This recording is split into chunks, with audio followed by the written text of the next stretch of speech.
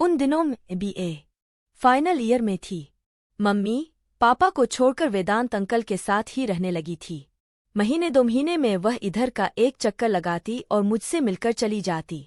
जहां तक मैं जानती थी, मम्मी पापा में अलगाव का कारण सेक्स ही था। पापा से रवीना उम्र में बहुत ही छोटी थी। वह शादी कर किसी दूसरे शहर में चली गई थी। पापा को इस मामले में करारी मात मिली थी। इस दौरान मुझे जो भी युवक अच्छा लगा था, मैंने उसे छोड़ा नहीं था।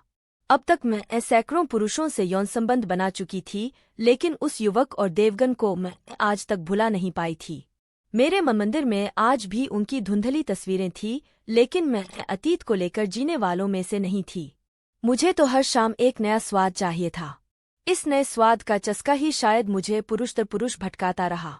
न मालूम मुझमें ऐसी क्या खूबी थी कि जिस भी पुरुष पर वह नजरें टिका देती, वह मुझे पाने के लिए मचल उठता था। यौन क्रीड़ा से भी अधिक आनंद छूने छाने या सहलाने से मुझे मिलता। इसकी वजह मेरे पूर्व आशिकों का इस कला में निपुण होना ही था। स्पर्श, फिर चुंबन, इसके बाद यौनानंद मेरे जीवन का एकमात्र ध्येय बन गया था। अब तक मेरे जीवन में कुछ ऐसे पुरुष भी आ चुके थे जो बड़े उद्योगपति या देश के शीर्षस्थ नेता थे, लेकिन मैंने उनके नाम को भुनाया नहीं था, क्योंकि मैंने कभी इस दृष्टि से किसी पुरुष से संबंध बनाए ही नहीं थे। इसे कोई मेरी जिंदगी की भूल समझे या उसल। मेरी उम्र भी तो पैसे को महत्व देने वाली नहीं थी। खाने पीने या घूमने फिरने में जो पुरुष मेरे साथ होता, वह खर्च करता ही था। मैं उसको निचोड़ना अच्छी बात नहीं समझती थी। समय यूं ही धीरे धीरे बीतता रहा। उन दिनों में फाइनल ईयर में थी। माँ ने मुझसे मिलना अब बंद कर दिया था। बस पापा ही सहारा थे। यह सहारा भी एक दिन मेरे सिर से उठ गया। कोई हफ्ते भर बाद पापा घर आए तो उनके साथ एक 26 वर्षीय स्त्री थी। वह स्वभाव से बहुत ही चंचल और तेजतर्रार थी। पापा पर उसने न जाने कौन सा जादू कर दिया था कि वह मुझसे बार बार कह रहे थे कि काजोल, तुम मम्मी के पास लौट जाओ या कोई नौकरी कर लो और कहीं कमरा किराए पर लेकर रहो। मैं कोई नासमझ बच्ची तो थी नहीं, यह अच्छी तरह से समझ सकती थी कि वह मुझे स्वयं से अलग क्यों रहने की सलाह दे रहे हैं। मैंने पापा से कहा, पापा, आप मुझे पढ़ाई का खर्च तो दे सकते हैं न? अरे वाह, तुम अपनी माँ की भी तो बेटी हो। जाकर उससे ही पढ़ाई का खर्च मांगो। मैं तुम्हें अब फूटी कौड़ी भी नहीं देने वाला। पापा के यह कहते ही मैं एकदम लाचार और बेबस हो गई। ब्रीफकेस में अपना सारा सामान भरकर मम्मी से आकर मिली। वह पापा से भी कहीं अधिक निष्ठुर और निर्मम निकली। उसने कहा, तुम इतनी बड़ी हो गई हो, अपनी व्यवस्था भी नहीं कर सकती? तुम खूबसूरत हो, जवान हो और पढ़ी लिखी हो, क्या तुम्हें पुरुषों से पैसा ऐंठना नहीं आता? मैं तुम्हारी कोई मदद नहीं कर सकती। यह सुनकर मुझे गहरा धक्का लगा। अब मैं क्या करूं, कुछ समझ में नहीं आ रहा था। कुछ सोचकर मैं देवगन से मिलने के लिए उसके घर आई तो पता चला वह और माधुरी दोनों ही जबलपुर में रहकर आगे की पढ़ाई कर रहे हैं। यहाँ छुट्टियों में ही आते हैं। मैं माधुरी के घर से वापस आई तो मम्मी पापा पर बहुत गुस्सा आया। वे दोनों अपने तरीके से जी रहे हैं तो जिएं, लेकिन उन्हें मेरे साथ भी तो न्याय करना चाहिए था। क्या उन्हें यह पता नहीं है कि एक लड़की के लिए अकेले जीना कितना मुश्किल होता है? मैं वहां से सीधे कॉलेज आई। अब पढ़ने का तो कोई सवाल ही नहीं था। मैं प्रोफेसर मनोहर से मिलना चाहती थी। वह मुझ पर दिलोजान से फिदा थे और काफी अमीर भी थे, लेकिन आज वह कॉलेज नहीं आए। उस समय शाम के 6 बज रहे थे। दरवाज़ा खुला ही था। अंदर आई तो वह सोफे पर बैठे सिगरेट पी रहे थे। उनकी उम्र यही कोई 35-40 की थी और पत्नी से उनका तलाक हो गया था। बच्चे उनकी पत्नी के साथ ही रह रहे थे। मुझे अपने यहाँ अचानक ही देखकर उनका चेहरा खिल उठा।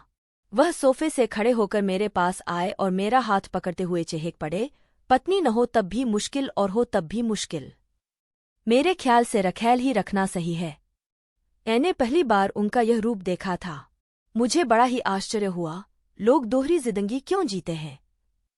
तभी उन्होंने अलमारी से एक महंगी शराब की बोतल निकाली और मेरी ओर मुस्कराकर देखने लगे।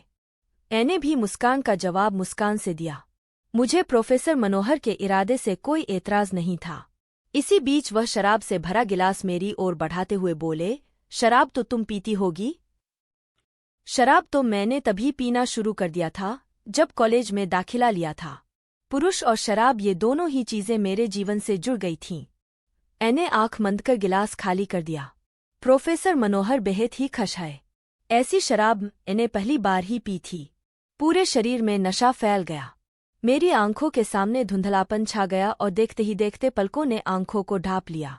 कोई 2 घंटे बाद मुझे होश आया तो प्रोफेसर मनोहर पर बेहद ही गुस्सा आया। सभी पुरुष एक जैसे ही क्यों होते हैं? जब मैं मनोहर सर के साथ यौन जीवन जीने के लिए तैयार थी तो इन्हें मुझे शराब में बेहोशी की दवा डालकर पिलाने की जरूरत ही क्या थी? तभी मेरा हाथ अपने शरीर पर गया तो अवाक रह गई। मेरे शरीर पर एक भी कपड़ा नहीं था। मैं बिल्कुल ही नंगी थी। इतने में ही मेरे हाथ अपनी जनेंद्रिय पर चले गए। उसे छूने से मुझे यूं लगा जैसे प्रोफेसर मनोहर ने कुछ किया ही न हो। तभी मैंने उठने की कोशिश की तो उठ न सकी। मुझे कांच चुभने जैसा दर्द हो रहा था। मैं बुदबुदाई, प्रोफेसर मनोहर ने मेरे साथ कैसा सहवास किया है कि मेरा शरीर फटा जा रहा है। मैं कराहती हुई किसी तरह से उठी और कपड़े पहनकर पुनः बिस्तर पर लेट गई। इसी बीच मनोहर सर अंदर दाखिल हुए। वह मुस्करा रहे थे। मैंने घृणा से उन्हें देखा। तुम मर्द हो या हिजड़े? मैं तो पूरे होशो हवास में तुम्हारी बाहों में आने के लिए तैयार थी, फिर तुमने मुझे बेहोशी की दवा धोखे से क्यों पिलाई? क्योंकि मैं उत्तेजित नहीं हो पाता हूं और मुझे यह बर्दाश्त नहीं कि कोई स्त्री मुझे नामर्द कहकर मेरा मजाक उड़ाए। मैंने तुम्हें बेहोश कर अप्राकृतिक तरीके से तुम्हारे साथ सहवास किया है। वह बड़ी ही बेशर्मी से यह कहकर मुस्करा पड़े। खा जाने वाली निगाहों से उन्हें देखती हुई उठ खड़ी हुई। मैं तुम्हें छोड़ूंगी नहीं, तुम एक कसाई से कम नहीं हो। मैं तुम्हारा खून पी जाऊंगी। तभी वह तेजी से आगे बढ़े और मुझे धक्का देकर बिस्तर पर गिरा दिया। मैं तुम्हें इस काबिल छोड़ूंगा तब न मेरा खून पियोगी। मैं तुम्हारा जीवन बर्बाद कर दूंगा। मुझे हिजड़ा एक स्त्री नहीं बनाया है, तो तुम उसका बदला मुझसे क्यों ले रहे हो? मैं डर के मारे कांप उठी, क्योंकि तुम भी तो एक स्त्री ही हो। मुझे हर स्त्री में वही नजर आती है। मैं तुम्हें बेहोश कर कर के मार डालूंगा। तुमसे पहले मैं कॉलेज की 2 लड़कियों को ऐसे ही मार चुका हूं। यह कहकर मनोहर सर पागलों की तरह अपना सिर खुजलाने लगे और अचानक ही मुझे गुदगुदाने लगे। मैं हंसते हंसते बेहोश हो गई। एक ऐसे यौन रोगी के चक्कर में आ गई थी जो दिमागी रूप से बिल्कुल पागल था। जब पागलपन का दौरा उसे पड़ता तो वह कुछ भी नहीं देखता था। मैं हैरान थी, यह कैसा आदमी है जो रात में शैतान बन जाता है और दिन में कॉलेज में जाकर बच्चों को पढ़ाता है। उस समय तो वह एक संवेदनशील इंसान लगता है। इस तरह 2 हफ्ते बीत गए। मैं उसके पागलपन से काफी परेशान रहने लगी थी। उस हैवान ने मेरे यौनांगों को दांत से काट काट कर घायल कर दिया था। मेरे होंठों से तो हमेशा ही खून रिसता रहता था। उसकी हरकतें किसी जानवर से भी बदतर थीं। एक रात प्रोफेसर मनोहर देर से घर वापस आए तो मैं झट से बिस्तर से उठ बैठी। वह मुझे कमरे में बंद करके कॉलेज जाते थे। कुंडी खोलने की आवाज जैसे ही मुझे सुनाई दी, मैं बाथरूम में चली आई और कुंडी खोलकर चुपचाप बैठ गई। अंदर घुसते ही वह सबसे पहले मेरे बिस्तर के पास आए। जब मैं वहां नजर न आई तो वह पलंग के नीचे झुककर देखने लगे। मैं बाथरूम के रोशनदान से उचक्कर सब देख रही थी। फिर वह गुस्से से गुर्राए, कहाँ चली गई? मेरे सामने आ जाओ वरना बिस्तर को आग लगा दूंगा। यह कहकर वह दूसरे, तीसरे, चौथे फिर 5वें कमरे में एक एक कर गए। जब मैं कहीं नजर न आई तो वह थकहारकर शराब पीने लगे। तभी उनके दिमाग में जाने क्या सूझा। वह बड़बड़ाए, लगता है बेवकूफ बाथरूम में छुपी है। यह कहते कहते बाथरूम के दरवाजे को आकर पीटने लगे, बाहर निकल आओ नहीं तो दरवाजा तोड़ दूंगा। बाथरूम का दरवाजा काफी मजबूत था। मुझे पता था जल्दी टेगा नहीं। मैं चुपचाप बैठी रही। अब उन्होंने पैर से धक्का मारना शुरू कर दिया, लेकिन दरवाजा हिला तक नहीं। वह अब काफी बौखला गए थे।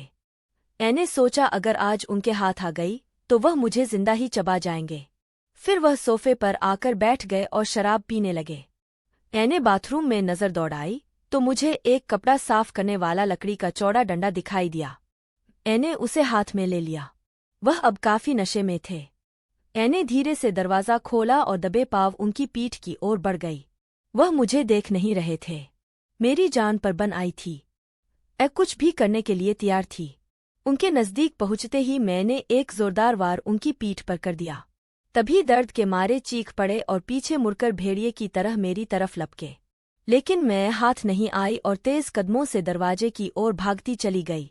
वह नशे में भी थे और घायल भी हो चुके थे। दौड़ने में मेरा मुकाबला नहीं कर सके। मैंने दरवाजे के बाहर आते ही बड़ी तेजी से फाटक बंद किए और कुंडी लगा दी। वह दरवाज़ा पीटते और चीखते रहे, लेकिन मैंने पीछे मुड़कर नहीं देखा। जान बची लाखों पाए। उस समय यही कोई रात के 3 बज रहे थे। सुबह जल्दी काम पर जाने वाले बिस्तर से उठ गए थे। पास के मकानों से बोलने की आवाज़ें सुनाई दे रही थी। तेज तेज कदमों से चलकर सड़क पर आ गई। मेरी मनस्थिति बहुत ही खराब थी। मेरी सोचने की शक्ति भी अब क्षीण हो गई थी। पहले वाली काजोल थी ही नहीं। इन कुछ हफ्तों में ही मेरा पूरा जिस्म ही बदल गया था। दुविधापूर्ण स्थिति में जाने कब तक खड़ी रही। फिर कुछ सोचते हुए आगे बढ़ गई।